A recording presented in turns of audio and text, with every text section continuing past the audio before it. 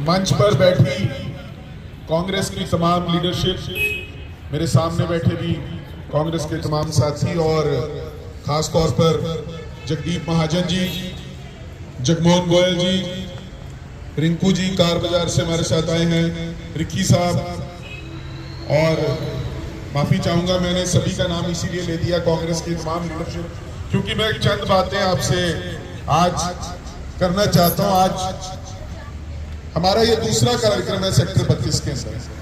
पिछले दिनों एक कार्यक्रम हमने वहां कॉलोनी में किया था। बहुत सी माताएं बहनी वहां की यहाँ पे आई हुई हैं और उनकी समस्याओं को हमने सुना था, और पहली बार बड़ी हैरानी हुई कि इनके जो कनेक्शन है सीवरेज के, उसी को बाहर निकालने के लिए इन्हीं से पैसे म्युनिसिपल कॉर्पोरेशन में जाए। साथियों, आज चंडीगढ़ का हाल देखकर बहुत दुख होता है। वो इसलिए क्योंकि मेरे खुद का जन्म चंडीगढ़ में हुआ है।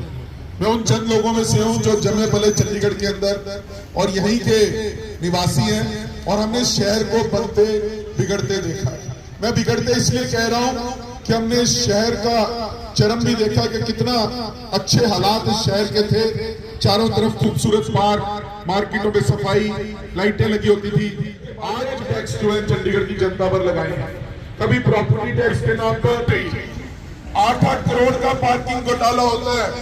आपके खून पसीने की कमाई जो आपने टैक्स के रूप में दी है, उसको लूटा जाता है। बुलाकर ऐसे ठेकेदारों को ठेके दिए जाते हैं जो यहां से चंडीगढ़ की जनता के गाढ़े खून पसीने की कमाई का पैसा लूट के चले जाते हैं। एक लॉयंस कंपनी लेकर आए हैं जो काम चंडीगढ़ की सफाई का चंद करोड़ रुपए में हो जाता था, आज 100-150 करोड़ रुपए उस कंपनी को दिए जा रहे हैं। उस कंपनी के माध्यम से पैसा किसकी जेब में जा रहा है, ये आप खुद अंदाजा लगा सकते हैं, मुझे कहने की जरूरत नहीं। और जो मैं बड़े अदब के साथ कहना चाहता हूं, बड़े सत्कार के साथ, हमारे देश के प्रधानमंत्री मोदी जी डिक्लेयर करके इमरजेंसी नहीं लगाई, अघोषित इमरजेंसी लगाई है। बताओ, आप अपनी मर्जी से कुछ बोल सकते हो? अगर कुछ भी बोलते हो तो उसको तोड़ मरोड़ के कुछ भी पेश कर दिया जाता है। आपको देशद्रोही बता दिया जाता है। आपको कह दिया जाता है कि यार ये तो भारत के हक में ही नहीं है। उसको कह दिया जाता है जाओ तुम पाकिस्तान चले जाओ। क्यों भाई? किसी के पिताजी का देश है क्या? आप हम सब का देश है। आप सबने बनाया है, सबकी कुर्बानी इसमें लगी हुई है, सबके बाप दादा यहाँ पर पैदा हुए थे, सबका हक इस देश के ऊपर है। और जो कहते थे ईज ऑफ लिविंग, जो कहते थे कि बड़ी आपको सुविधा होगी, रहने में कोई परेशानी नहीं होगी, दिल पे हाथ रख के बताओ कितनी ईज ऑफ लिविंग है। कोई काम कराने चले जाओ कितनी मुश्किल आपको आती है। आज कोई बंदा अगर किसी भी डिपार्टमेंट में चंडीगढ़ के चले जाता है, वहां पे हजारों की लाइनें लगी हुई हैं, कोई मैनेजमेंट किसी तरीके की नहीं है। कॉर्पोरेशन जो है करप्शन का अड्डा बन के रह गई है। उसको म्यूनिसिपल कॉर्पोरेशन नहीं, म्यूनिसिपल करप्शन कहने को हम मजबूर होंगे। तो इसलिए साथियों, तगड़े तो आपको होना पड़ेगा, क्योंकि हर जोर जुल्म की टक्कर में, सुना नहीं मुझे, जोर के बोलो, हर जोर जुल्म की टक्कर में।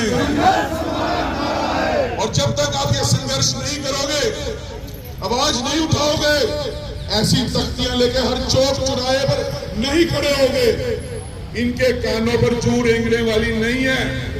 ये बड़े ढीठ किस्म के लोग हैं। अगर आप सोच रहे हो कि धरना लगा लोगे, थोड़ा प्रदर्शन कर लोगे तो ये जाग जाएंगे, ऐसा कुछ नहीं है। ये सोच के आए हैं कि इस देश में अगले 50 साल की रजिस्ट्री हम कराई बैठे हैं। तो क्या किसी को ऐसा सोचने का हक है? ना। जोर के बोलो, क्या हक है? जो लोगों को दुख देता है, परेशान करता है, उनकी जेबों से पैसे लूटता है, उन पर तरह तरह के टैक्स लगाता है, क्या ऐसी सरकार को, ऐसे नगर निगम को सत्ता में रहने का हक है?